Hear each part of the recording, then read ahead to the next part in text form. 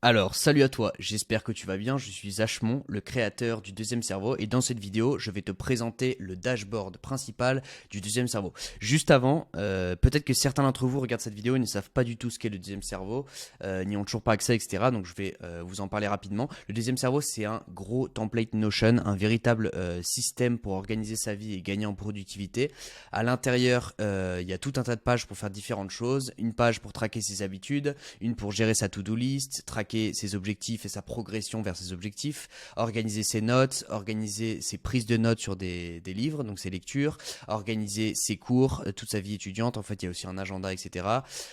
Traquer ses dépenses, son budget, ses séances de sport, il y a aussi une liste de courses intelligente, un livre de recettes, etc. Donc c'est vraiment un gros système tout en un. À l'heure où je tourne cette vidéo, on est déjà plus de 1400 à l'utiliser tous les jours, c'est complètement dingue. Je suis hyper reconnaissant et fier d'avoir construit un outil pareil et de pouvoir aider au quotidien des tas de gens à s'organiser, à structurer leur journée, à se libérer de l'espace mental, etc. Donc si tu souhaites avoir accès à ce template pour pouvoir le dupliquer directement sur ton propre compte Notion pour organiser ta vie et gagner en productivité, je t'ai mis le lien directement dans la description. Alors donc, sans plus de blabla, on va enchaîner directement avec la présentation de la page principale. Donc, le dashboard est construit de la sorte avec 6 icônes et 2 pages à chaque fois. Une section un peu daily avec mes habitudes, ma to-do list. Une section avec la page mes objectifs et mes notes. Je rentre pas dans les détails de chaque page car je vais faire des vidéos dédiées pour chaque page pour t'expliquer comment tu vas pouvoir utiliser chaque page et comment la mettre en place, etc. Ensuite, une section avec mes lectures et mes études, une section finance avec les pages mes dépenses et mon budget, une section sport avec les pages mes exercices et mes séances, et une section pour la nutrition, la diète avec ma liste de courses et mes recettes. Concernant la navigation dans le template, donc il y a plusieurs façons de naviguer dedans. Donc là, tu es dans la page principale, mais une fois que tu auras cliqué par exemple sur mes habitudes, tu arrives sur une page comme ça. Tu peux retourner sur le dashboard principal en haut en cliquant sur deuxième cerveau. Moi, c'est généralement ce que je fais. Et sinon, dans Notion, il y a aussi une barre latérale.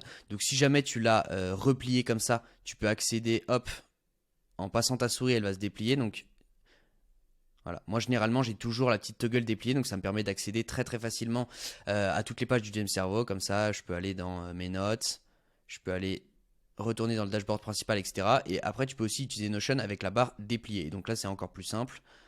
D'ailleurs, je ne sais pas pourquoi j'utilise, c'est par habitude peut-être qu'elle est toujours repliée ma barre latérale, mais tu peux aussi comme ça naviguer dans toutes les pages et revenir ici très facilement. Voilà.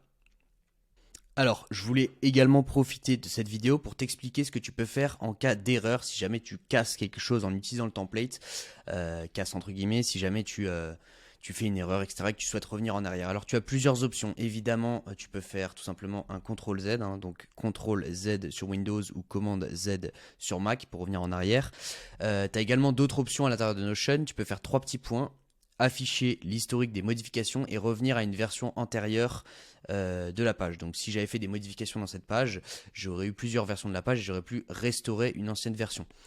Tu as également l'option de la corbeille. Donc si jamais tu as supprimé une page entière, tu pourras la trouver à l'intérieur. Donc je vais mettre ma tête en petit parce que là on voit pas. Hop. Et dans la barre latérale, tu peux accéder à la corbeille et tu peux voir toutes les pages qui sont dans ta corbeille. Donc après, tu as aussi une autre option que je recommande pas forcément parce que c'est pas la plus pratique, mais si jamais tu as fait une grosse bêtise et que tu n'arrives pas à revenir en arrière, tu peux redupliquer tout simplement le template, mais il faut que tu saches que ce sera du coup entièrement vide, le deuxième cerveau sera entièrement vide, comme la première fois que tu l'as installé. Donc voilà, tu as ces 5 options si jamais tu as fait une erreur. Donc voilà, comme tu peux le constater, le deuxième cerveau, c'est un outil qui est très très complet, c'est un outil surpuissant, c'est un système tout en un. J'ai passé vraiment énormément de temps pour réfléchir à la structure, tout créer, tout optimiser, etc. Évidemment, tu n'es pas obligé de te servir de tout dès aujourd'hui. J'ai fait en sorte que chaque section du deuxième cerveau soit indépendante, donc tu n'es pas obligé de te servir de tout pour que ça fonctionne. Au moins comme ça, si à l'avenir tu as envie d'utiliser une section que tu n'utilisais pas auparavant, bah, tu auras déjà le meilleur outil entre tes mains. Donc voilà, je crois que tu as tout dit pour cette vidéo, on se retrouve dans la prochaine.